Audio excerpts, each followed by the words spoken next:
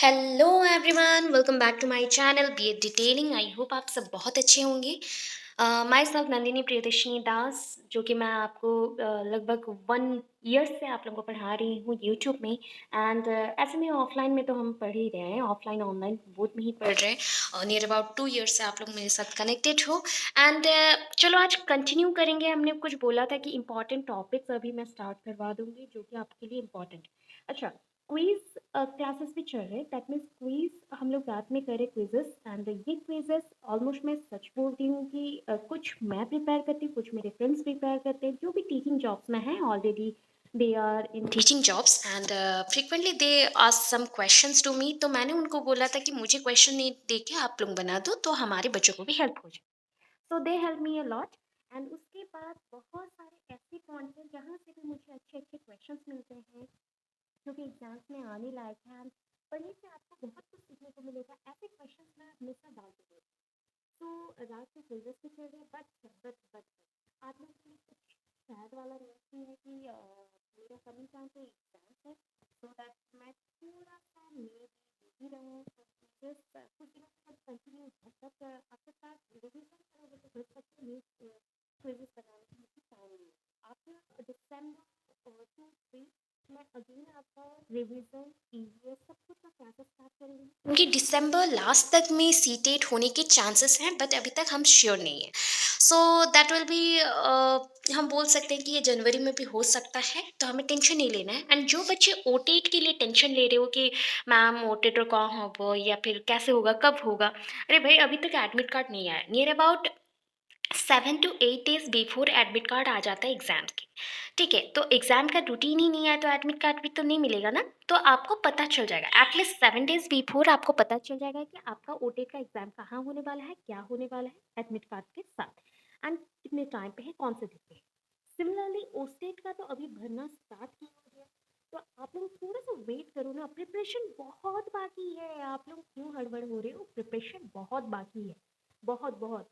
अभी मुझे टाइम नहीं होता, इसलिए मैं आपको बहुत सारे हिंट्स देते रहती हूँ कहाँ से पढ़ सकते हो। मैंने बोला था कि सीडीपी के लिए हिमांशु मैम को भी फॉलो कर सकते हो, बहुत अच्छी सीडीपी पढ़ाती हैं। एंड सबसे इम्पोर्टेंट चीज़, मैंने खुद के टाइम पे कभी भी मैंने यूट्यूब को फॉलो नहीं किया, बट आपके टाइम पे बोल रही हूँ बिकॉज ये चीज़ है कि सारी बुक्स से पढ़ना। एंड ये आपको टाइम देना पड़ेगा। एक एक टाइम पे होता है कि 10 घंटा हम लोग एक ही बुक्स के साथ पढ़े रहते हैं, तो ऐसा आप लोग टाइम नहीं दे पाते, तो यूट्यूब इज बेस्ट। तो बहुत सारे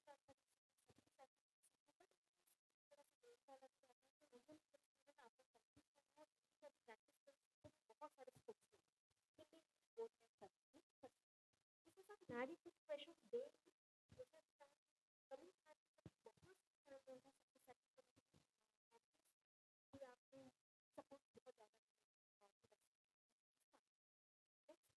है। आप लोगों ने पूछा था कि मैम इंपॉर्टेंट क्वेश्चंस क्या है, इंपॉर्टेंट टॉपिक्स क्या है।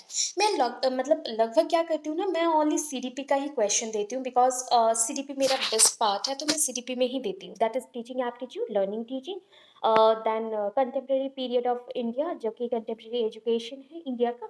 एंड उसके साथ है हमारे जो भी चाइल्ड डेवलपमेंट के ऊपर। अभी चाइल्ड डेवलपमेंट में कुछ कुछ इंपॉर्टेंट टॉपिक्स इंक्लूडेड हैं जो कि आपको अगर सिलेबस में देखोगे तो मिलेगा नहीं। जैसे कि डेलिक्वेंट स्टूडेंट्स क्या होते हैं, डिसलेक्सिया, एलेक्सिया, ये सब तो पढ़े हुए, और भी बहुत सारे डिजीज आ गए हैं, डिसऑर्डर्स आ गए हैं जो कि इंक्लूड हो रहे हैं। तो हमें क्वेश्चन समझना है। टीचिंग एप्टीट्यूड क्या होता है, जहाँ पे हम टीएलएम मटेरियल्स को यूज करते हैं for the proper interaction with the students. अभी ये सारे पार्ट्स तो हम इसमें चला गया, बट इसका कुछ कुछ पोर्शन हर एक सब्जेक्ट्स के 10-10 मार्क्स के क्वेश्चन के अकॉर्डिंग आ जाता है, मतलब उसमें आएगा ही, पेडागोजी है तो आएगा ही। तो आपको मैं बता दूं कि आपका कंटेम्प्रेरी पार्ट थोड़ा वीक होगा, सो आप वहाँ से स्टार्ट करो। Just like east India company कब आया था, ईस्ट इंडिया कंपनी कहाँ से स्टार्ट किया, कब हुआ, अर्ली 16th सेंचुरी और 18th सेंचुरी, या कौन से पीरियड में हुआ। एंड उसके बाद वो कैसे स्प्रेड अप करने लगी, महामेडम्स के साथ उनका क्या है, पूरा एक स्टोरी याद रखो। इससे बेनिफिट्स बहुत मिलेंगे, तब आपको एग्जाम के टाइम पे पता चलेगा कि मैम कौन से बेनिफिट का बात हो रही थी। अभी मैथ्स में जो लोग बोल रहे हो कि मैथ्स वीक है, मैम मैथ्स वीक है, तो मैथ्स में बोल रही हूँ कि आपका जो पेडागोजी है, मैं कुछ कुछ डाल रही हूँ। एंड मैथ्स में लगभग क्या आता है ना, नंबर सिस्टम से एक क्वेश्चन तो आएगा ही, दैट डिविजिबल वाला रूल आता है। देन आपका एक मिडिल टर्म्स वाला आएगा, एक चलन वाला आता है, that is one person perform this work in 2 days, then A and B, suppose one person is A, then another person is the B, then combination of two person perform this same thing, तो how much time they will need for completion of this task। तो ऐसे कुछ कुछ questions आते हैं, time, speed and जो भी distance का रहता है वो है, हम जिसे बोलते हैं कि D equals to speed by time, that is distance equals to speed by time. तो ये एक चीज़ है कि मैं आपको दिसंबर 2-3 के बाद से ये सारा का एक शॉर्टकट दूंगी। अभी मेरे पास बिल्कुल भी टाइम नहीं हो रहा है, तो आज हो गया 15 और 15 डेज सीडीपी के साथ हम लोग थोड़ा सा पढ़ाई कर लेते हैं, एंड कुछ कुछ मैं डालते रहूँगी, वो भी देखते रहो। बाकी मुझे लास्ट के 1 वीक का थोड़ा सा टाइम दे देना, उसके बाद फिर से मैं स्टार्ट करूँगी। इवन मोर, मैं थर्ड सेमेस्टर कुरुक्षेत्र एंड सबको जो जो इम्पोर्टेंट है, मुझे पता है मैंने कुछ क्लासेस नहीं ली सेकेंड ईयर का, सबका मैं थोड़ा थोड़ा बताते जाऊंगी, सो डोंट वरी। तो ये था थोड़ा सा कि जो आपको मुझे बताना था, बट मैं बता नहीं पाई आपको क्योंकि मैं बिजी रही, सो सॉरी फॉर दैट। अभी चलते हैं, अभी और भी चीज़ें मैं बताऊंगी, कल बताऊंगी। तो अभी चलो फटाफट से क्वेश्चंस करते हैं, आज का 50+ क्वेश्चंस हैं, बट कितना हो पाता है वो भी देखते हैं। एंड जो बच्चे थिंक कर रहे हो कि इंग्लिश हिंदी में नहीं है, बेटा आज बहुत टाइम लगा इसको प्रिपेयर करने में, पढ़ लो भाई। इतना इंपॉर्टेंट क्वेश्चंस हैं जो मुझे ढूंढ के प्रिपेयर करने में बहुत टाइम लगता है, हिंदी में है, इंग्लिश में है, पढ़ लो, अच्छे से पढ़ लो। एनसीईआरटी का भी क्वेश्चन और भी है, और करवा दूंगी। तो देखो फर्स्ट क्वेश्चन है, राइट टू एजुकेशन एक्ट 2009 के अनुसार प्राथमिक विद्यालयों में शिक्षकों को प्रति सप्ताह कितने घंटे की योजना बनाकर कार्य करना है। अभी इंग्लिश में चलते हैं कि right to education, according to right to education act 2009 का राइट टू एजुकेशन एक्ट जो था, तो उसको अगर हम देखते हैं तो टीचर्स इन प्राइमरी स्कूल्स में, जो प्राइमरी स्कूल्स में जो टीचर्स हैं उनको पर वीक कितने घंटे पढ़ाने पड़ते थे, मतलब उसके लिए लेसन प्लान बनाएंगे, वर्क करेंगे तो कितना घंटा था। सो दैट इज 45 आवर्स, 45 घंटे, ठीक है, 45 घंटे इज द राइट आंसर। अभी देखो एक क्वेश्चन यहाँ पे था बट छूट गया है, तो सेकंड क्वेश्चन को हम थोड़ा सा छोड़ देते हैं, थर्ड क्वेश्चन में आते हैं, मैं वो सेकंड क्वेश्चन कल बता दूंगी। सो यदि आपकी कक्षा का एक बच्चा, सपोज एक बच्चा ने क्या पढ़ा, सी को डी पढ़ा, ठीक है, सी को अल्टीमेटली वो रॉन्गली डी पढ़ रहा है और डी को सी पढ़ रहा है, होता है ना, कभी कभी 6 को 9 बोलते हो, 9 को 6 बोलते हो, तो इसको कौन सा बीमारी हम बोलेंगे या रोग बोलेंगे, कौन सा डिसऑर्डर बोलेंगे, तो that is called the dyslexia, ठीक है, डिसलेक्सिया। कभी कभी हम एलेक्सिया भी बोलते हैं, अगर एलेक्सिया मेंशन हो डिसलेक्सिया की जगह पे, वहाँ पे भी लिख सकते हो, मतलब आपका रीडिंग एबिलिटी नहीं है, तो ये हो गया डिसलेक्सिया, ठीक है। अभी देखो नेक्स्ट चलते हैं, वर्तमान में निःशक्त बच्चों की शिक्षा के लिए कहा गया है। सो यहाँ पे निःशक्त मतलब हम लोग बोलते हैं जो बच्चे डिसेबल्ड हैं, सख्त नहीं हैं, जिनका बॉडी पार्ट्स वीक रहता है, तो इन बच्चों के लिए जो शिक्षा दिए जाते हैं, जो एजुकेशन होते हैं, तो उस एजुकेशन को हम क्या बोलते हैं, so that education is known as inclusive education. Inclusive को हिंदी में बोलते हैं समावेशी, समावेशी शिक्षा, ठीक है। स्पेशल एजुकेशन होता तो विशेष शिक्षा, संकेत शिक्षा होता तो ये होता है आपका सिंबॉलिक एजुकेशन, एंड कोई नहीं मतलब none of the above. I hope आप लोग क्लियर हो। ओके, नेक्स्ट क्वेश्चन में प्रोसीड करते हैं। तो समावेशी आप याद रख लेना, इंक्लूसिव, इंक्लूसिव का मतलब होता है इंक्लूड करना, ठीक है, बीनीथ द सेम रूफ, जैसे एक घर का छत है, उस छत के नीचे हम सबको एक साथ लेके आएंगे, सबको, जो भी डिसेबल्ड है, नॉन डिसेबल्ड है, सबको यूनाइट कर रहे हैं, तो दैट इज इंक्लूसिव एजुकेशन और समावेशी शिक्षा। अभी देखो एनसीएफ का क्वेश्चन मैं कल भी बोल रही थी आपको पढ़ना है, तो राष्ट्रीय पाठ्य चर्चा एनसीएफ मतलब नेशनल करिकुलम फ्रेमवर्क, फ्रेमवर्क को रूपरेखा बोलते हैं, 2005 के अनुसार गणित शिक्षण का मुख्य उद्देश्य क्या है, मतलब मैथमेटिक्स का सबसे इंपॉर्टेंट ऑब्जेक्टिव्स क्या है, क्या है, याद रखो मैथमेटिक्स, साइंस, ये सब बोला गया तो वहां पे कुछ कुछ वर्ड्स आते हैं, जैसे कि चिंतन करना, लॉजिकल थिंकिंग, ठीक है, प्रॉब्लम सॉल्विंग, साइंटिफिक एटीट्यूड, ठीक है, वैज्ञानिक और विज्ञान धारा के साथ चलना, तो उसी से बच्चा का तार्किक शक्ति का क्या होगा, विकास होगा। तार्किक मतलब वो तर्क लगा सकेगा कि which one is correct, which one is wrong, उसका प्रूफ है कि नहीं, वो ऑलवेज बिहाइंड दी जो सीन्स रहते हैं, प्रूफ्स रहते हैं, उसके ऊपर डिपेंड करेगा, तो दैट इज अ तार्किक चिंतन। ठीक है, इंग्लिश में क्या बोलते हैं वो भी देख लेंगे। आपको कन्फ्यूज़न नहीं होना चाहिए, डिस्लेक्सिया हम लोग पढ़ चुके हैं, इंक्लूसिव एजुकेशन का मैं बता चुकी, ये वाला था। तो देखो development of logical thinking, problem solving ability in children. तो बच्चों में हम क्या बढ़ा रहे हैं? Problem solving and logical thinking को बढ़ा रहे हैं। According to national curriculum framework 2005, याद रखना सारे mathematics, science and mathematics, these two are the two sides of a coin, just like they move side by side and they need many things to know. That is the inductive, deductive, problem solving method, analyzing method, etc. तो याद रखो, आपको तर्क लगाना है, जानना है, ठीक है? क्लियर है? नेक्स्ट पॉइंट पे चलते हैं। सो अभी नेक्स्ट क्वेश्चन है what is the full form of NCT? वहाँ पे भी सेम मेंशन है, हिंदी में ये आता नहीं है। एनसीटी का फुल फॉर्म क्या है? National council of teacher education. National council of teacher education. ऐसे बहुत सारे आते हैं, ठीक है? एक का ये मतलब आएगा ही, कंफर्म रहता है, एक फुल फॉर्म वाला चीज आता है, जैसे right to education act, RTE हो गया, NCT, national council of teacher education, ठीक है? आईपीएल, दैट इज आईपीएल अलग अलग है, आईसीटी वो आएगा। तो आपको हर एक चीज का देखना और याद रखना पड़ेगा, ठीक है? एनसीटी का फुल फॉर्म याद रख लो, National council of teacher Education. NCERT का फुल फॉर्म याद रखना, एससीईआरटी का फुल फॉर्म याद रख लो, बेटर रहेगा आपके लिए। अच्छा, नेक्स्ट क्वेश्चन में चलते हैं। निम्न में से कौन सी मानसिक मंदता, देखो मतलब मेंटल रिटार्डनेस, मंद मतलब क्या है? खराब, ठीक है? मंदता, वीकनेस, मेंटल रिटार्डनेस। आप एक स्पीड में चल रहे थे, उससे आप रिटार्ड हो गए, पीछे हट रहे हो, दैट मीन्स आपका वीकनेस है, मेंटली आप वीक हो, ठीक है? अभी इसका विशेषताएं नहीं है, मतलब आपको कुछ कैरेक्टर मैंने दे दिया एंड पूछा कि इस डिसऑर्डर का ये कैरेक्टर्स में से कोई मैच कर रहा है क्या, या कौन सा मैच नहीं कर रहा है, ऐसा क्वेश्चन है। तो देखना, ऑलवेज क्वेश्चन जब माइंड में लेते हो तो नॉट कहाँ पे लिखा है नहीं, या नॉट कहाँ पे लिखा है वो देखें, उसके बाद आंसर दें। अभी देखो जो बच्चे वीक होंगे तो उनका आईक्यू लेवल तो कम होगा, तो ये सही है।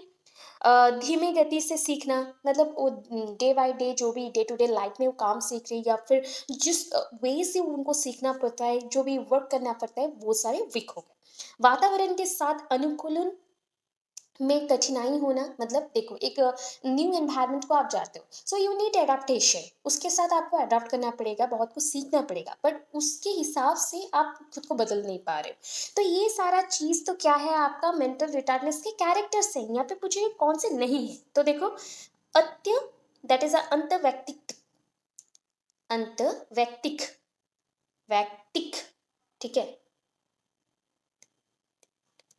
संबंधों, दैट इज अ इंटरपर्सनल, ठीक है? इंटरपर्सनल रिलेशन, अंतर्वैयक्तिक संबंधों, इंटरपर्सनल रिलेशन का कमजोर होना, मतलब हम एक दूसरे से बात नहीं कर पाएंगे। तो ये मेंटल रिटार्डनेस में आएगा क्या? वीक रहेगा, मतलब वो किसी से बात नहीं करेगा, ऐसा नहीं होता है। जिनका बुद्धि कम होते हैं, आईक्यू कम होते हैं, वो भी बात करते हैं सबसे। तो इंटरपर्सनल रिलेशनशिप, इंटरपर्सनल जो भी थिंकिंग है, रिलेशन है, वो क्लियर ऑब्वियस हो जाता है, बाकी चीजों में वो वीक होता है। तो D is the right answer है। देन नेक्स्ट चलते हैं। निःशक्त बालकों, निःशक्त बालकों याद आ गया फिर से, डिसेबल्ड पर्सन था, कि शिक्षा के लिए प्रावधान किया जा सकता है। कौन सा हम शिक्षा करेंगे? अभी मैंने बोला था, फिर से रिपीट हो गया, समावेशित शिक्षा, समावेशित शिक्षा, inclusive education, inclusive education repeat हो रहा है, इंपॉर्टेंट क्वेश्चन है इसलिए इसका पैटर्न रिपीट कर रही हूँ।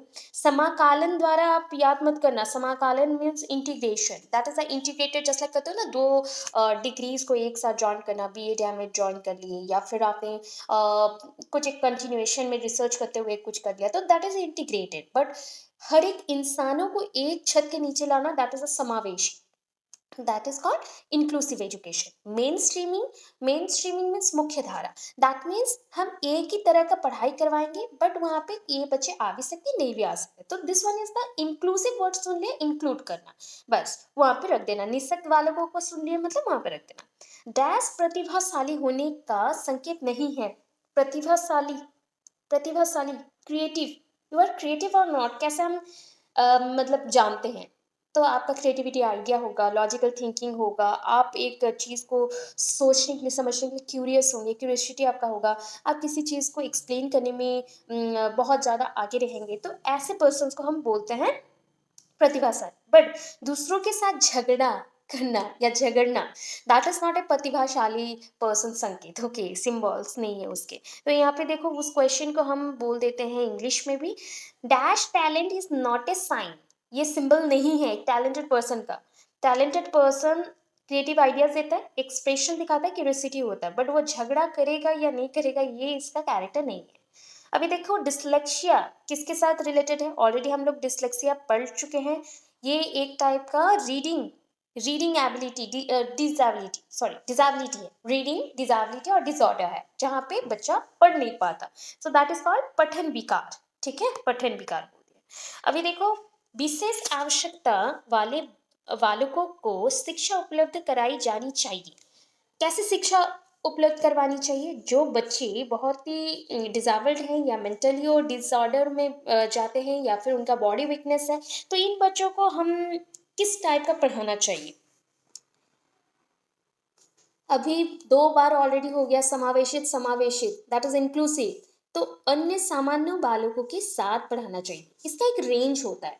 जैसे कि कुछ बच्चे होते हैं जिनका जो डिसऑर्डर है, जैसे कि फिजिकल हैंडीकैप्ट है और मेंटली हैंडीकैप्ट है, तो वो 20 to 30% होते हैं। तो 20 to 30% के अकॉर्डिंग हम उनको क्या कर सकते हैं, नॉर्मल स्कूल्स भेज सकते हैं। जिनका 50-60% है, उनको अगर वो पॉसिबल है, बॉडीली वीकनेस उनको नहीं है, या फिर उनका पैर नहीं है बट उनका दिमाग चला, तो उनको भी पढ़ा सकते हैं। अगर 80-90% है तो उनके लिए हम लोग अलग से कुछ करते हैं, कुछ टाइम के लिए इंक्लूसिव में डालते हैं, कुछ टाइम के लिए उसको अपनी जो स्पेशल एजुकेशन सिस्टम है उसमें डाला जाता है। तो अन्य सामान्य बालकों के साथ इनको पढ़ाया जाता है। ठीक है, नॉर्मली नॉर्मल चिल्ड्रन के साथ इनको पढ़ाया जाता है। ओके, आप देखते हैं 12 नंबर पे आगे, आप देखते हैं कि एक विद्यार्थी बुद्धिमान है।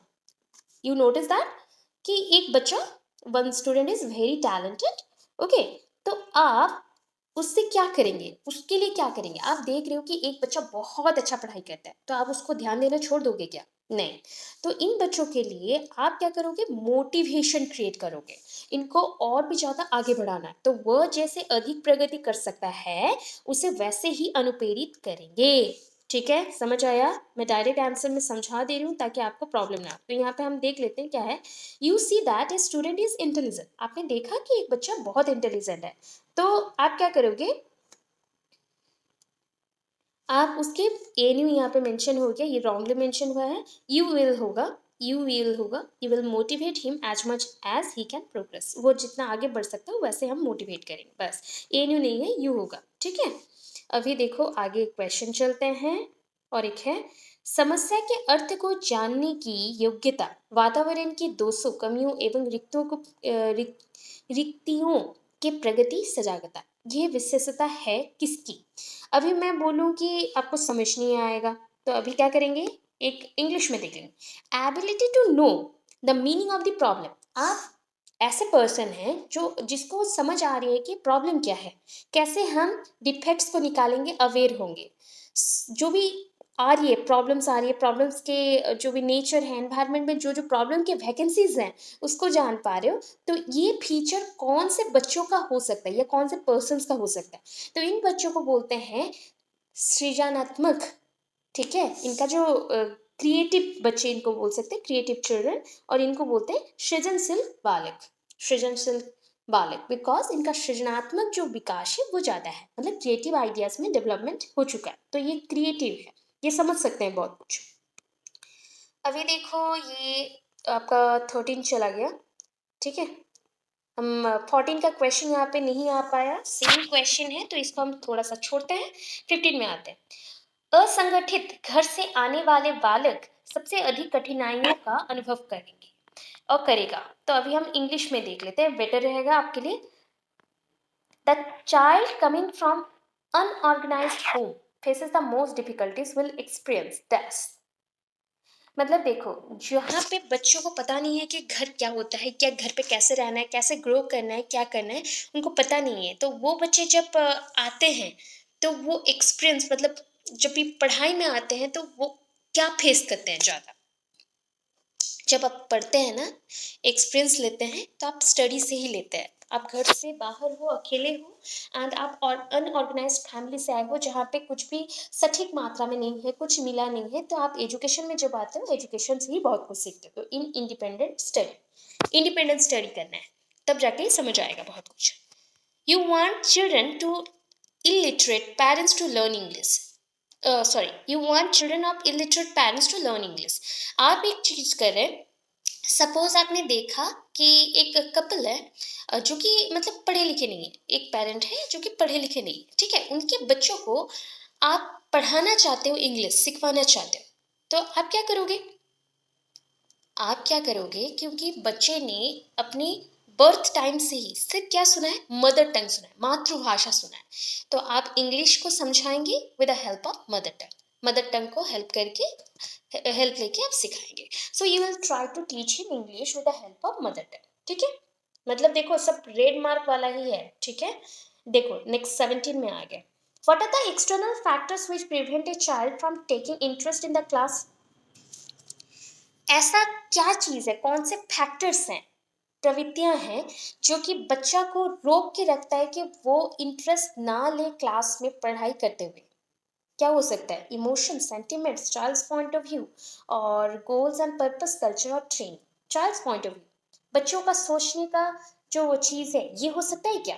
या गोल्स और पर्पस जो उनको मिला है वो हो सकता है, या फिर इमोशनल सेंटिमेंट हो सकता है जो उनके माइंड में फोकस कर रहा है, या फिर उनके माइंड को फोकस करने नहीं दे रहा है। तो ये सारा जो चीज़ है ना, ये सेकेंडरी मोमेंट्स में आता है, बट प्राइमरी चीज़ में कल्चर एंड ट्रेनिंग, ठीक है।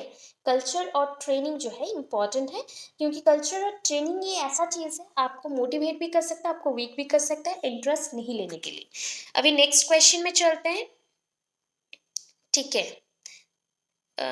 तो नेक्स्ट 18 नंबर का क्वेश्चन है, ये child belonging to a weaker section, एक बच्चा वीकर सेक्शन से बिलोंग करता है। वीकर सेक्शन जानते हो? तो आपको वीकर सेक्शन जब भी बोला गया तो आपको डिप्राइव्ड सेक्शन बोल सकते हैं, जिनको दारिद्र्य सीमा रेखा के नीचे रखा गया। तो इनको क्या करना चाहिए, मतलब हम बोल सकते हैं ये बच्चे क्या हैं, जो दारिद्र्य सीमा रेखा होता है, मतलब देखो आप अगर एक मिनिमम अमाउंट में इनकम करता है पूरे एक साल का, न्यूनतम सीमा में आपका वार्षिक आय है, ठीक है, उससे भी अगर नीचे है, आपका आय उससे भी कम है, तो आपके बच्चों को स्कूल आप भेजोगे तो आप अच्छा स्कूल में नहीं भेज सकते। तो इन जो वर्गों को बोला जाता है क्या, हम डिप्राइव्ड सेक्शन बोलते हैं और वीकर सेक्शन बोलते हैं। तो इनके लिए सरकार द्वारा बहुत कम राशियों में, कम न्यूनतम सीमा की वार्षिक आय की सीमा के नीचे के जो वर्ग हैं उनके लिए कुछ प्रावधान बनाए गए हैं जिससे वो कुछ कर सके। अभी देखो 19 में आते हैं, पिछले बालक ऐसे बच्चे हैं। पिछले बालक मतलब जो बीत गया वो नहीं, पिछले बालक में जो रिटार्डेड होते हैं उनको पिछले बालक बोलते हैं। तो उनका क्या होगा, पिछले बालक बोला गया 140 आपका टॉप मोस्ट आईक्यू लेता है, तो 140 में मत जाएगा, जो अबव है या फिर बिलो एवरेज है वो 80 टू 90 है। तो ऐसे पर्सन को हम बोलते हैं जिनका आईक्यू लेवल एवरेज है, जिनकी सीखने की गति भी धीमी होती है, मतलब वो सीखते हैं, लर्न करें, but the process is very slow. मानसिक रूप से वो अस्वस्थ और असमायोजित है, मतलब मानसिक के स्तर से उनको हम बोल सकते हैं वो वीक है, वो समझ नहीं पाते या फिर जुड़ नहीं पाते सारी चीज़ों में। तो ये सारे जो भी पंक्तियां हैं और जो भी ऑप्शंस हैं सारे करेक्ट हैं पिछले वाले और रिटार्डेड पर्सन के अकॉर्डिंग और डिजेबल्ड के अकॉर्डिंग और वीकर के अकॉर्डिंग। अभी देखो एलेक्सिया, मैंने बोला था एलेक्सिया पठन विकार है, आपको पढ़ने में रीडिंग इनएबिलिटी जो बोला जाता है उसको एलेक्सिया और डिसलेक्सिया हम लोग बोल सकते हैं। फिर देखो साइजोइड वर्ग में किस प्रकार के बालक आते हैं? अब साइजोइड वर्ग होता है, एक न्यू क्वेश्चन मैंने डाला है, प्रतिभाशाली बालक को हम साइजोइड बोलते हैं। अभी इंग्लिश में देख सकते हो कि क्या बोला गया है। जो बच्चे साइजोइड मतलब होता है जो बच्चे एक दूसरे से जुड़ सकते हैं और बहुत क्रिएटिव होते हैं, फटाफट से समझ जाते हैं एंड एक्सप्लेन भी बहुत अच्छे से करते हैं लोगों को समझाते हुए, तो इनको हम टैलेंटेड पर्सन और जीनियस बच्चे बोल सकते हैं, वो सारे आते हैं। अभी देखो विशिष्ट बालकों के अंतर्गत निम्न में से कौन सा बालक आता है? विशिष्ट बालक बोला गया है, विशिष्ट, विशिष्ट मतलब स्पेशल, स्पेशल बच्चे क्या होते हैं? तो चिल्ड्रन विद स्पेशल एजुकेशन वो आपको मैंने पढ़ाया है, CWSN आपको पढ़ाया है ना, तो उसमें तो मैंने बताया था कि इसमें मेंटली रिटार्डेड पर्सन, जिनका आईक्यू लेवल नॉर्मल है या जो क्रिएटिव भी है, सब आ जाते हैं। ऐसा कोई कुछ नहीं है जो जो बच्चे फिजिकली अनहेल्दी होंगे या उनका पैर नहीं चल रहा, वो आईक्यू लेवल के अकॉर्डिंग आगे नहीं चल सकते। तो विशिष्ट बालकों को हम सब कुछ बोलते हैं, जो कि एक्स्ट्रा ऑर्डिनरी भी होते हैं, जो जीनियस होते हैं, जो टैलेंटेड होते हैं, और जिनका मेंटल रिटार्डनेस भी होता है, फिजिकली वीक भी होते हैं। तो ये सबको विशिष्ट बालक, और हम बोल सकते हैं, इंग्लिश में आप देख सकते हो, इंग्लिश में कहाँ गया, ये देखो, हाँ, which of the following children comes under special children, हो गया विशिष्ट बालक। तो backward child, gifted child, wisdom child, all of this.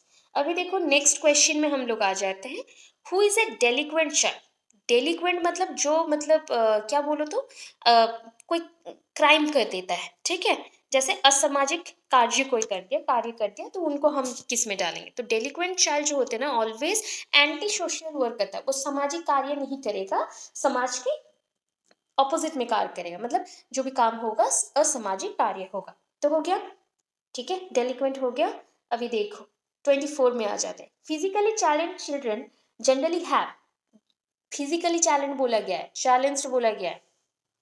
Physically challenged means जिनका बॉडीली वर्क नहीं हो पाता है, मतलब जिनका हाथ पैर में कुछ ना कुछ प्रॉब्लम होगा एंड वो डिसेबल्ड होंगे। तो इन बच्चों का क्या होता है, डिसग्राफिया, ठीक है, ये डिस्ट्रैफिया बोला गया है। एंड आप यहाँ पे देख लो, डिस्ट्रैफिया नहीं होगा, डिस्ग्राफिया होगा, जी यहाँ पे मिस्ड हो गया है, डिस्ग्राफिया, करेक्शन कर लेना, डिस्ग्राफिया, ठीक है, dysgraphia, dysgraphia that is dyscalculia, जानते हो कैलकुलेशन में प्रॉब्लम, जिनको रीडिंग में प्रॉब्लम हुआ that is dyslexia and Alexia. Dysgraphia जिनको रीडिंग में हो गया ना, अभी राइटिंग में इशू होता है, उनको हम डिस्ग्राफिया बोल देते हैं। ग्राफ आ गया ना, वर्ड ग्राफ वाला वर्ड आ गया, मतलब डिस्ग्राफिया बोल दिया, तो राइटिंग में प्रॉब्लम आएगा। अभी देखो नेक्स्ट क्वेश्चन में चलते हैं, डेलिक्वेंट वाला कर लिए, ये भी कर लिया। टैलेंटेड स्टूडेंट क्या होता है, टैलेंटेड स्टूडेंट जो क्रिएटिव होते हैं, प्रॉब्लम सॉल्विंग कर लेते हैं एंड खुद से डिसीजन ले सकते हैं, तो are independent in their decision, खुद से जो डिसीजन ले सकते हैं उनको टैलेंटेड स्टूडेंट बोलते हैं, ठीक है। देखो डिसलेक्सिया वाला फिर से आया था, रिपीट था, जो रिपीट है उसको हटाया गया। एक शिक्षिका, शिक्षिका मतलब शिक्षक शिक्षिका की कक्षा में कुछ शारीरिक विकलांग और विकलांगता वाले बच्चे हैं, निम्नलिखित में से उनके लिए क्या कहना सबसे उचित होगा।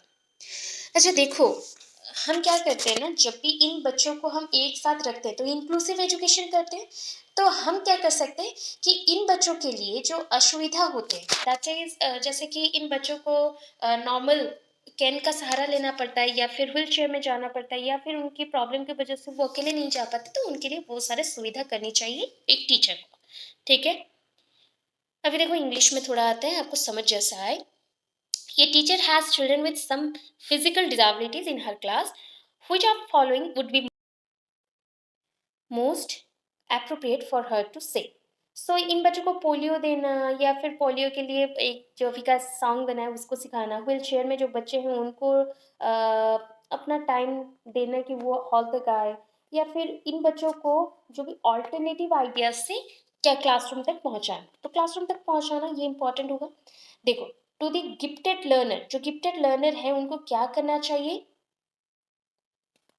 उनको ना ऑलवेज सपोर्ट देना चाहिए, request support that is not normally provided by schools. Gifted बच्चों को ज़्यादा देखा नहीं जाता है, उनको हम गाइड नहीं कर पाते, तो उनको सपोर्ट देना चाहिए। देन नेक्स्ट देखो क्या करोगे, 29 में है, दैट इज यहाँ पे क्वेश्चन नहीं प्रिंट हुआ। अभी देखो 29 में है, डैश के कारण प्रतिभाशीलता होती है, मतलब प्रतिभा का विकास होता है। जब हम लोग एक साथ पढ़ते हैं तब होगा, या फिर मनोसामाजिक कारक, मतलब आप मन को समाज के साथ जोड़े हो तब से होगा, या आनुवांशिक दैट इज हेरिडिटी, हेरिडिटी के हिसाब से आपका प्रतिभाशील क्रिएटिव आइडियाज आ रहे हैं, वातावरण के अभिप्रेरणा दैट मीन्स एनवायरमेंटल मोटिवेशन। तो आनुवंशिक एवं वातावरण के प्रेरणाशी, ये उसका जो मिलाव का एक रिजल्ट है ना, that is heredity plus environment, यही आपका क्रिएटिव आइडियाज को डेवलप करने में हेल्प करता है। अभी देखो नेक्स्ट 30 नंबर पे, बच्चों में सीखने और सुनने के लिए अधिगम योग्य वातावरण के लिए निम्नलिखित में से कौन सा उपयुक्त है? मतलब देखो, आप रीडिंग एंड राइटिंग करना चाहते हो तो आपको ऐसे एनवायरनमेंट चाहिए, लर्निंग एनवायरनमेंट चाहिए जिससे आपका रीडिंग राइटिंग क्या हो जाए, बढ़ जाए। तो शिक्षार्थियों को यह छूट देना है कि क्या सीखना है और क्या नहीं सीखना है, और क्या सीखना है, कैसे सीखना है। ये चीज आप छूट देंगे बच्चों को, तब जाके बच्चे बहुत जल्दी सीखेंगे, कैप्चर करेंगे। ठीक है, अभी देखो नेक्स्ट जो गाणितिक कौशल है ना, गाणितिक कौशल के बारे में हुआ। अगर गणित करने में प्रॉब्लम होता है, मैथमेटिक्स जो कैलकुलेशंस रहते हैं उसको करने में प्रॉब्लम होता है, हम क्या बोलते हैं, डिस्कैलकुलिया। अगर मतलब आपको लिखने में प्रॉब्लम है तो डिस्ग्राफिया, पढ़ने में प्रॉब्लम है डिसलेक्सिया। अगर आपको चलने में या दौड़ने में प्रॉब्लम हुआ तो उसको भी हम लोग बोल सकते हैं, जैसे कि आपका डिसऑर्डर है तो फ्रेजिया भी बोल सकते हो। या फिर हम बोलते हैं, अभी देखो, डिस्प्रैक्सिया। डिस्प्रैक्सिया होता है गतिक कौशल। ठीक है, गतिक कौशल। अभी हम बोलोगे कि गतिक कौशल इंग्लिश में क्या होता है, सो ये देखो आपका क्या है, disabled in learning of motor skill. Motor skill, movement, movement, body movements. Body movements में मतलब पैरों का मूवमेंट, आप गेम नहीं खेल सकते, वर्क नहीं कर सकते, तो ये अगर होता है डिस्प्रैक्सिया। डिस्प्रैक्सिया, ये पढ़े नहीं होंगे, डिस्प्रैक्सिया याद रखो। मोटर स्किल, जैसे कि आपका दो मोटर स्किल है, एक है फाइन मोटर, एक होता है ग्रॉस मोटर। ग्रॉस मोटर मतलब जितने भी बड़े बड़े आपके बॉडी पार्ट्स हैं, जैसे कि आपके पूरे हैंड का वर्क, या फिर आपका रनिंग, जस्ट लाइक आप जिमिंग कर रहे हो तो तब आपके पूरे बॉडी मूवमेंट करते हैं, हैंड एंड लेग्स बोथ करते हैं, तो इस टाइम पे हम लोग इसको ग्रॉस बोल सकते हैं। अगर बोलोगे कि फाइन क्या है, छोटे छोटे वर्क, जैसे कि क्रिएटिव कुछ बनाना हाथों से, उंगलियों से, और पेंटिंग करना, या फिर लिखना, तो ये हो गया आपका फाइन मोटर स्किल, तो इसके लिए है डिस्ट्रैक्शन। अभी देखो नेक्स्ट फटाफट चलते हैं। लर्निंग डिसेबिलिटी मतलब क्या है? लर्निंग डिसेबिलिटी एक स्टेडी स्टेट है, मतलब हमेशा एक ही स्टेट पे, एक ही लेवल पे चलता है। इसमें कुछ मेथोडोलॉजी चाहिए या नहीं चाहिए, ऑब्वियस चाहिए, बट यहाँ पे मेंशन नहीं किया गया। नॉट करेक्टेबल विथ अप्रोप्रिएट इनपुट, अगर आप इसको सही करना चाहो तो ये कभी सही नहीं होता है, आप सारी चीज़ों को ट्राई करने के बाद भी सही नहीं होता है, ये भी रॉन्ग है।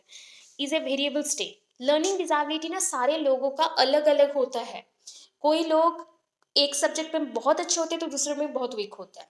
कुछ लोग होते हैं कि सारे सब्जेक्ट्स में वीक होते हैं, किसी का कैलकुलेशन होता है तो रीडिंग नहीं होता है, कोई बोल नहीं पाता तो होता है। तो ये डिफरेंट टाइप्स का होता है। ये learning disability is a variable state है, मतलब इसमें विभिन्नताएं हैं, इसके अवस्थाओं में विभिन्नताएं हैं, इसको क्योर किया जा सकता है with medicine, with practice, with lot of experiments.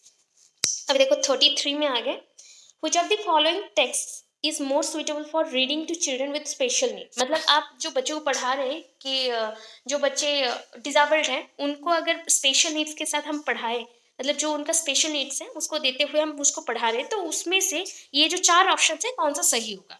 तो ऑलवेज याद रखो, जब भी ऐसा कोई स्टेटमेंट आए तो वहाँ पे कोलैबोरेटिव, कोऑपरेटिव, जोड़ने वाला जो चीज़ें हैं वो देख लेना। समावेशित, समायोजन, ऐसे वर्ड्स आ गए तो उसी को आप टिक करोगे। कोऑपरेटिव लर्निंग, पीयर ट्यूटरिंग, एक साथ पढ़ना, अपने एज ग्रुप के साथ पढ़ना, बच्चे बहुत हैप्पी हो जाते हैं, खुद को नॉर्मल बच्चों के साथ समान तुलना करते हैं, तो ये करेक्ट आंसर है। फिर नेक्स्ट चलते हैं। अधिगम की योग्यता का लक्षण क्या है? अधिगम मीन्स लर्निंग, तो लर्निंग का जो योग्यता है उसका लक्षण क्या होगा? ठीक है, आप जब लर्निंग करते हो ना तो आपका फोकस होना चाहिए, तो इंग्लिश में थोड़ा आ जाते हैं, आपको ये अच्छा लगेगा। अटेंशन देना चाहिए। अगर हम बोले कि ability to learn, the characteristics of ability to learn is attention deficit, मतलब हम बोलते हैं कि जैसे कि हम बोल रहे हैं यहाँ पे इनएबिलिटी होगा, क्वेश्चन गलत है, एबिलिटी नहीं होगा, इनएबिलिटी होगा, कभी कभी टाइपिंग मिस्टेक हो जाता है। The characteristics of inability to learn मतलब आप लर्न नहीं कर पा रहे हो, तो आप में कौन सा प्रॉब्लम है, कौन सा डिसऑर्डर है? Attention deficit disorder. ये पूरा लाइन होता है attention deficit hyper sensitivity disorder, जहाँ पे आपका सेंसेस वर्क नहीं करता है, आप एक्यूरेट वे में बोल नहीं पाते हैं, पढ़ नहीं पाते हैं, तो attention deficit hyper sensitivity disorder. आप किसी चीज में एकाग्रता नहीं दिखा सकते। अभी 35 में आगे, which of the following statement best describe the mental impact of a person? Mental impact of a person क्या चीज समझाता है कि आप देखो आपका दिमाग अच्छे से काम कर रहा है, इस चीज को समझाने के लिए कौन सा लाइन आप समझा सकते हो? आपको मेंटल डिसऑर्डर है, बीमार हो आप, फ्रीडम फ्रॉम पर्सनालिटी डिसऑर्डर, आपका पर्सनालिटी जो होता है ना, हमने देखा है बहुत सारे पर्सन एक से एकाधिक पर्सनालिटी शो करते हैं, अपना क्रिएटिविटी आइडियाज डिफरेंट वेज में डिफरेंट फील्ड्स में दिखाते हैं। कुछ लोग क्रिकेट भी खेलते हैं तो कुछ लोग कुकिंग में भी अच्छे होते हैं। तो सेम जो होता है कि एक से एकाधिक पर्सनालिटी दिखाना, उसमें डिसऑर्डर और ऑल ऑफ दी अबव नहीं। जो mental impact of a person होता है वो दिखाता है फुल एक्सप्रेशन। पूरा आपका एकाग्रता रहेगा, आप जुड़े हुए रहेंगे, एसोसिएट करेंगे। Further direction of general categorisation और कैरेक्टराइजेशन, मतलब आप हर एक चीज को वर्गीकरण कर सकते हो, उसका कैरेक्टर बता सकते हो, उसको एक्सप्लेन कर सकते हो, उसको तर्क लगा सकते हो। ये होता है आपका मेंटल इम्पैक्ट। फिर नेक्स्ट चलते हैं। गिलफोर्ड, गिलफोर्ड का आ गया। Guilford use the term convergent thinking, divergent नहीं बोला है, डाइवर्ज कन्वर्ज, याद रखना। एक पॉइंट से बहुत पॉइंट को जाना, बहुत पॉइंट से एक पॉइंट को आना, तो that is converge. Converge thinking, thinking means चिंतन, ठीक है। In a similar sense is dash. Convergent thinking कब होता है? जब आप बहुत सारी चीज़ों को समझ समझ के आते हो एंड उसको यूज़ करते हो, तो यहाँ पे क्रिएटिव आइडियाज आ जाते हैं, तो इसको हम क्रिएटिविटी बोलते हैं। क्रिएटिविटी बोलते हैं, इंटेलिजेंस नहीं बोलते हैं, क्रिएटिविटी बोलते हैं। सिर्फ क्रिएटिविटी, इंटेलिजेंस लगा दोगे तो वो अलग पॉइंट आ जाएगा। देन नेक्स्ट चलते हैं। For a person with physical disability, एक पर्सन फिजिकल डिजाबल्ड है, ठीक है, उसका विकलांगता है।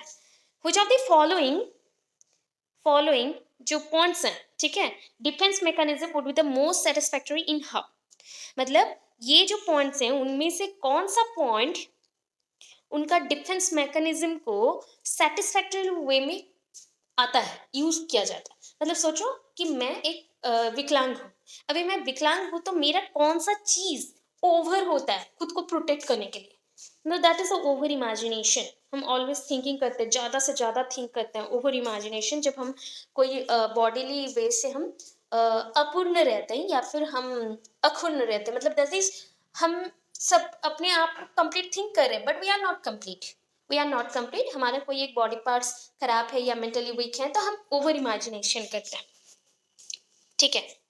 सृजनशीलता के पोषण के लिए अध्यापक को निम्न में से किस विधि की सहायता लेनी चाहिए? अब सृजनशीलता मतलब क्रिएटिव आइडियाज को बढ़ाने के लिए उसको और ज्यादा, मतलब जैसे होता है ना, आप पेड़ है, पौधे हैं, पौधे को पानी देते हो तो वो और ज्यादा ग्रो करेगा। वैसे ही आपके क्रिएटिव आइडियाज को आगे बढ़ाने के लिए क्या किया जाता है? तो उसके लिए विचार वेश कहते हैं, that is called brainstorming. Brainstorming का मतलब होता है, स्टोमिंग मतलब जानते हो, तूफान। ब्रेन में आइडियाज का तूफान आना, मेरे वर्ड्स में समझ लो, ब्रेन में आइडियाज का तूफान, दिमाग में आइडियाज का तूफान आएगा। आइडियाज का तूफान, ठीक है, आइडियाज का तूफान, ठीक है। ये तूफान जब चलते हैं बहुत सारे क्रिएटिव आइडियाज आते हैं, बहुत सारे थिंकिंग करते हैं, तो इसको हम ब्रेन स्टोमिंग बोलते हैं। ये आपके क्रिएटिव लेवल्स को हाई करता है। इरफान एक बच्चा का नाम है, वो खिलौनों को तोड़ता है और उसके पूर्वजों को देखने के लिए उन्हें अलग अलग कर देता है। आप क्या करेंगे इसमें? आप क्या करेंगे? आप, मतलब देखो, एक छोटा बच्चा है, वो खिलौनों को तोड़ता है और अपने ग्रैंड पेरेंट्स के पास जाता है एंड रख देता है, तो आप ग्रैंड पेरेंट्स हैं उसके, और आप क्या बोलेंगे? तो उसे समझना है और समझाएंगे कि खिलौनों को तोड़ना नहीं है, टॉयज को तोड़ना नहीं है, जो भी स्पोर्ट्स कार है, टॉयज है, उसको तोड़ना नहीं चाहिए। बस इतना ही समझाना, सिंपल सा है, छोटा बच्चा है। सृजनात्मक उत्तरों के लिए आवश्यकता है। अभी सृजनात्मक मतलब क्या है, इंग्लिश में थोड़ा देखेंगे। देखो, ये क्रिएटिव आंसर रिक्वायर, मतलब आप क्या करते हो कि आप एक अपने बच्चों में विकास कितना हुआ है, कितना वो क्रिएटिव है, वो जानना चाहते हो, तो उसको कौन सा टाइप का क्वेश्चन पूछोगे? ओपन एंडेड क्वेश्चन, सिंपल सा चीज है। क्लोज एंडेड शॉर्ट क्वेश्चन होता है, एक वर्ड में खत्म हो जाता है, बट जब बच्चा एक्सप्लेन करना चाहिए तो उसको ओपन एंडेड रखो। ओपन एंडेड क्वेश्चन हम डालते हैं, ठीक है। अभी ये next, a teacher wants to achieve the potential of talented children in her class, which of the following should she do to achieve her objective? एक टीचर क्या करता है कि बच्चों में कितना पोटेंशियल है उसको जानना चाहता है, उनके क्लास में जितने टैलेंटेड बच्चे हैं उसको जानने के लिए वो क्या करेगा, कौन से ऑब्जेक्टिव में काम करेगा वो?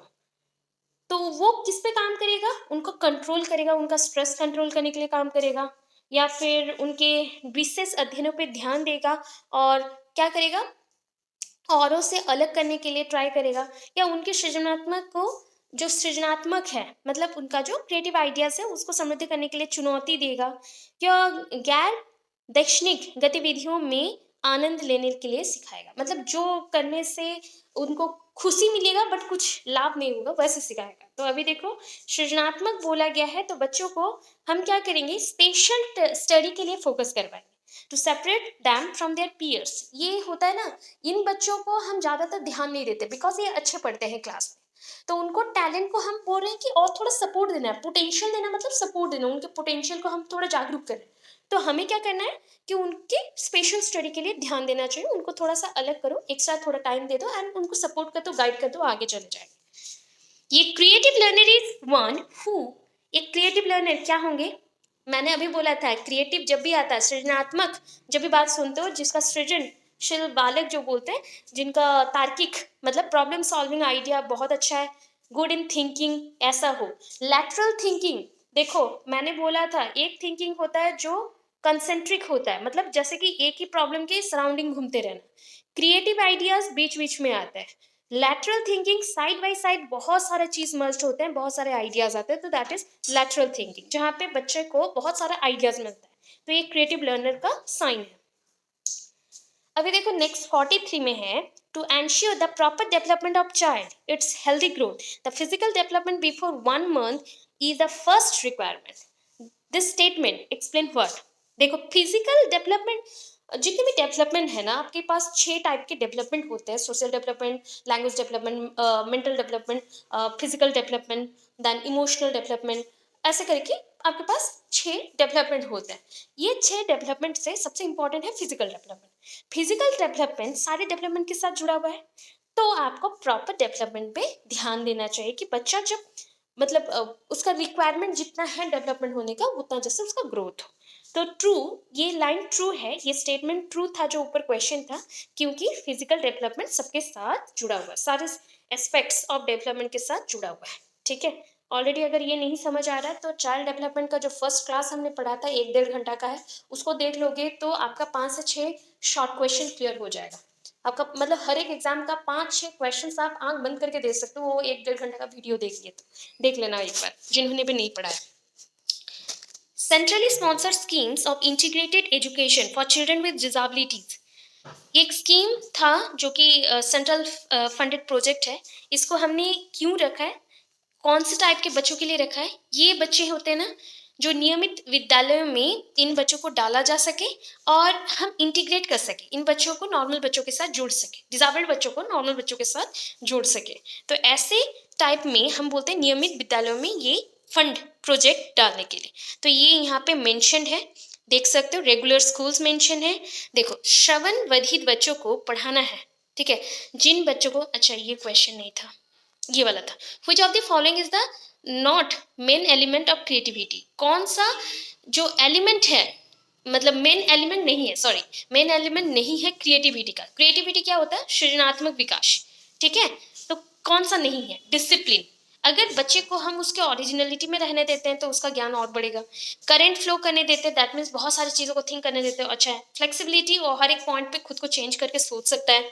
डिसिप्लिन में रख दिए, एक ही जगह पे बांध दिए तो वो बढ़ नहीं सकेगा, तो discipline is not the element of creativity, main element of creativity. ठीक है, अभी 46 में है, mental retardness due to birth injury और फैटल डैमेज इज कॉल्ड, इसको बायोलॉजिकल रिटार्डेशन बोला जाता है। मतलब बायोलॉजिकल मतलब आप जानते हो जीव विज्ञान, जीव विज्ञान के हिसाब से इसको क्या बोलते हैं, जैसे कि एक मदर अगर प्रेग्नेंट है उस टाइम पे उनको ड्रग्स दिया गया, खाना नहीं खाने दिया गया, मारपीट किया गया, या उनको टॉर्चर किया गया, या फिर बहुत सारा टेंशन या फिर झगड़े किए गए, तो उनके बच्चों को हानि हो सकता है, मेंटल इंजुरीज हो सकते हैं। ऑब्वियस है, अगर उनको मारते हुए वो कहीं पे चोट लग जाता है और हेड पोर्शन में बेबी का लगता है, तो ये मेंटल इंजुरीज है और फेटल डैमेज है, जिसके द्वारा बच्चे का मौत होते होते वो बच गया। तो इस टाइप के जब भी रिटार्डेशन होते हैं इसको बायोलॉजिकल रिटार्डेशन बोलते हैं। 47 में आते हैं, which of the following is an example of specific learning disability. तो स्पेसिफिक लर्निंग डिसेबिलिटी पठन विकार बोला गया है, पढ़ने में असुविधा आ रही है, तो इसको डिस्लेक्सिया बोलेंगे। What is used for raising hearing impact children, मतलब आप हियरिंग इम्पैक्ट जिनको सुनने में प्रॉब्लम है, ठीक है, सुन नहीं पाते, तो उनको पढ़ा रहे हो, तो उनके लिए कौन-सा चीज़ यूज़ करोगे स्कूल्स में? कोडिंग लैंग्वेज, ब्रेल लिपि अंधों के लिए होता है, यंत्र इंस्ट्रूमेंट सबके लिए है, विभिन्न प्रकार के होते हैं अलग-अलग से।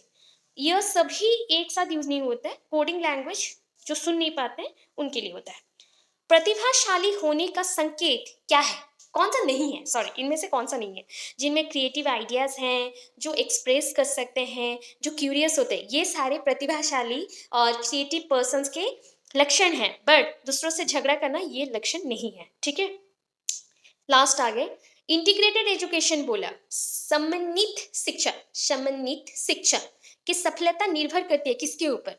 इंटीग्रेटेड बोला गया, सबको जोड़ के पढ़ाना, तो उसके लिए क्या क्या चाहिए? जैसे कि टेक्स्ट बुक एंड एक्सीलेंसी, याद करो, पाठ्य पुस्तक चाहिए और पाठ्य पुस्तक की एक्सीलेंसी चाहिए, मतलब उसका उत्कृष्टता, वो अच्छा होना चाहिए जिससे पढ़ के बच्चे इजीली समझ सके, ऐसा होना चाहिए, ठीक है? लास्ट क्वेश्चन आ रहे हैं, सृजनात्मकता मुख्य रूप से संबंधित है किससे? सृजनात्मकता बोला गया 52 से कल करेंगे, ठीक है?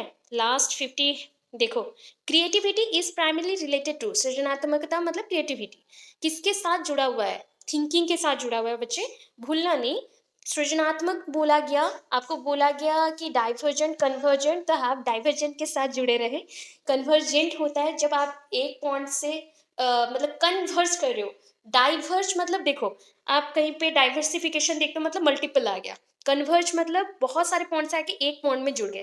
क्रिएटिव बोला गया, क्रिएटिव के लिए बहुत सारे आइडियाज नीड होते न्यू न्यू, तो आपको डाइवर्स पॉइंट के साथ जाना चाहिए। अगर डाइवर्स यहाँ पे नहीं रहता तो आपको कन्वर्जेंट होता। एक है अपसारी, अपसारी देखो हिंदी बच्चे थोड़ा देख लो, लास्ट है अपसारी अभिसारी, समझ लो हाँ। अपसारी होता है डाइवर्जेंट, अपसारी होता है डाइवर्जेंट, जैसे कि डाइवर्स होना, रास्ते में देखो एक एक रास्ता होता है जहाँ पे तीन रास्ते चलते हैं, तो ये याद कर लो, ये डाइवर्जेंट है, अपसारी है। अभिसारी है जैसे कि बहुत सारे रास्ते आके एक जगह पे जुड़ गए, एक चौक पे जुड़ गया, तो ये अभिसारी है, मतलब मेरे पास बहुत पॉइंट्स थे बट अल्टीमेटली मैं एक रिजल्ट पे पहुंच गया, ठीक है? ये है, बहुत सारे आइडियाज हैं जिसको मैं यूज करके तीन डिफरेंट रिजल्ट्स में पहुंच रहा हूं, तो ये अपसारी है, ये अभिसारी है। सो आई होप बहुत कुछ सीखे हो, इससे आपको नॉर्मली 2 से 3 मार्क का क्वेश्चन मिल जाएगा सारे एग्जाम्स के लिए। एंड मेरे फ़ोन में चार्ज कम था, सो सॉरी फॉर दैट कि बार बार मैसेजेस आए ऊपर नोटिफिकेशन जैसा शो गया, एंड उसके लिए डिस्टर्बेंस हुए आपको। बाकी अच्छा लगा हो आपको तो लाइक शेयर कमेंट कर देना, एंड जो समझ नहीं आया मुझे कमेंट बॉक्स में कमेंट कर देना। एंड आज का क्लास कैसा लगा, क्या मैं इसे कंटिन्यू करूं या ना करूं, आप मुझे बता सकते हो, ताकि मैं नेक्स्ट वैसे प्रिपेयर करूं। और भी कल के लिए बहुत सारे क्वेश्चंस हैं, कल परसों के अंदर आएंगे। सो आई होप कि आपको अच्छे से कुछ गाइड मिलते रहे एंड ऐसे बढ़ते रहो। Thank you so much, stay motivated and पढ़ते रहो, स्टे स्टडिंग एंड कंटिन्यू करो ऐसे ही।